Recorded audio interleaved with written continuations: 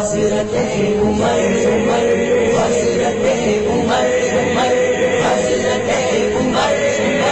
حضرت عمر پیارے رسول پاک کو چاہت عمر کی ہے، پیارے رسول پاک کو چاہت عمر کی ہے، پیارے رسول پاک عمر۔ لیکن اس سے پہلے یکم محرم الحرام کو سیدنا عمر فاروق رضی اللہ عنہ کی شہادت کا بھی واقعہ پیش آیا ہے، ہمیں اس بات کو بھی یاد رکھنا چاہیے۔ اسلام ہمیں اعتدال کا سبق دیتا ہے، اسلام ہمیں مساوات کا درس دیتا ہے، تو ایسا نہ ہو کہ کربلا کے عنوان سے ہم اسلام کے ان عظیم جانبازوں کو یا اسلام کی اس عظیم ہستی کو جس کو اللہ کے نبی علیہ الصلوۃ والسلام نے رب کریم سے مانگ کر لیا تھا، ہم ان کو فراموش کر بیٹھے، یہ تاریخ اسلام کے ساتھ اور اسلام کے ساتھ زبردست ناانصافی ہوگی۔ تو سیدنا عمر فاروق رضی اللہ عنہ کی زندگی کے چند پہلو، اس لیے کہ ان کی زندگی پر بولنے والوں نے بولتے بولتے زندگیاں وقف کر دی، لکھنے والوں نے کتابوں کی کتابیں لکھ دی، لیکن کون کہہ سکتا ہے کہ میں نے حضرت عمر فاروق رضی اللہ تعالیٰ عنہ کی سیرت کا حق ادا کیا؟ حضرت عمر فاروق رضی اللہ تعالیٰ عنہ کی عظمت کو سمجھنے کے لیے صرف اتنی بات کافی ہے کہ سارے کے سارے صحابہ مرید رسول تھے اور حضرت عمر فاروق مراد رسول ہے۔ اسلام کے ابتدائی دور میں جب چہار جانب سے ہر طرف سے اسلام پر اور مسلمانوں پر یلغار تھی اور مسلمان بہت سمٹے ہوئے تھے، بہت قسم پرسی کے عالم میں تھے، انتہا درجہ تنگی کی زندگی ایمان والے گزار رہے تھے، اس وقت مکہ کے یہ دو بڑے سردار جب تک کہ حضرت عمر ابھی ایمان نہیں لائے تھے، ایک حضرت عمر ابن الخطاب اور دوسرے ابو جہل ابن ہشام، یہ دو مکہ کے بڑے سردار سمجھے جاتے تھے اور پورے مکہ کے لوگ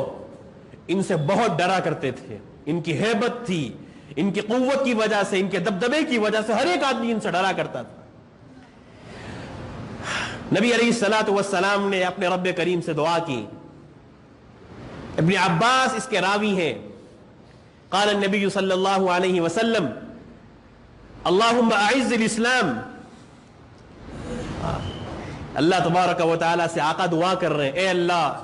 جس اسلام کو لے کر کے، جس دین کو لے کر کے میں آیا ہوں، جو اس وقت اتنی قسم پرسی میں ہے، کوئی اس کو لینے کے لیے تیار نہیں، اور جو اسلام لا چکے ان پہ کتنی زیادہ تکلیفیں ہو رہی ہیں،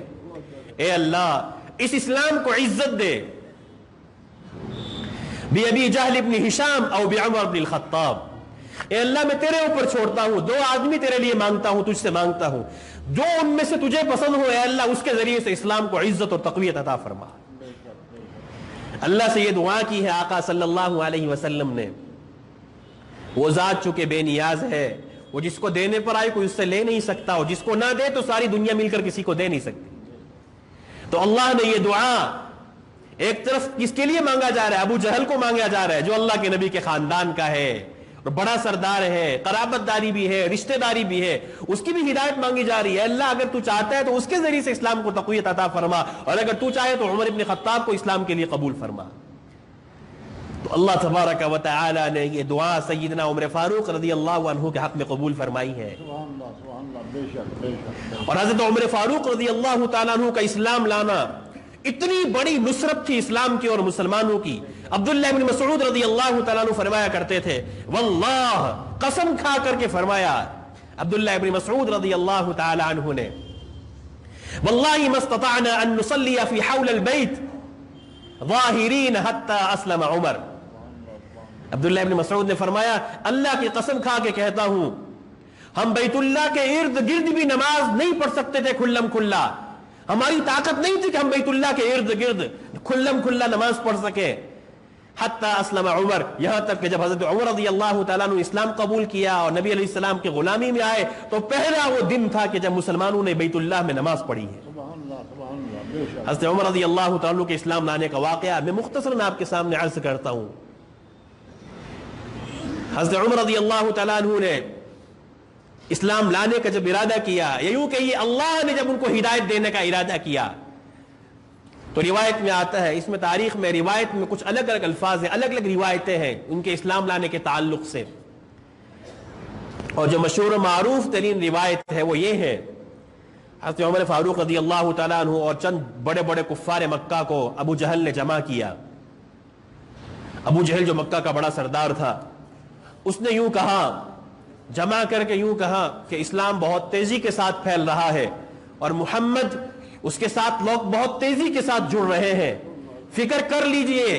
اگر یہ محنت اسی طرح جاری رہی اور ہم لوگوں نے کچھ عمل نہ کیا، ہم لوگوں نے اس کو روکنے کی کوئی کوشش نہ کی، تو یاد رکھیے جو ہم نے بڑے بڑے بت کعبۃ اللہ کے اندر رکھے ہیں، کوئی چڑھانے کے لیے بھی اس پر نہیں آئے گا۔ اس نے ایک عار دلائی اپنے لوگوں کو۔ اس کے بعد ابو جہل نے یہ رائے پیش کی، کوئی ایسا مائی کلال تم میں ہے کہ جو اس نعوذ باللہ اس محمد کا خاتمہ کر دے؟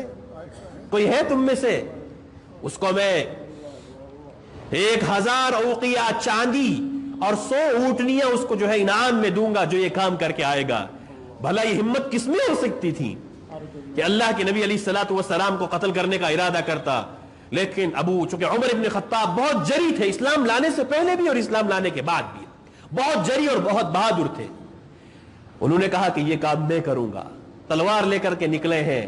راستے میں ایک صحابی جن کا نام آتا ہے نعیم ابن عبداللہ، کچھ اور راویوں نے کچھ اور نام ذکر کیے ہیں، لیکن نعیم ابن عبداللہ ان کا نام ذکر کیا گیا ہے۔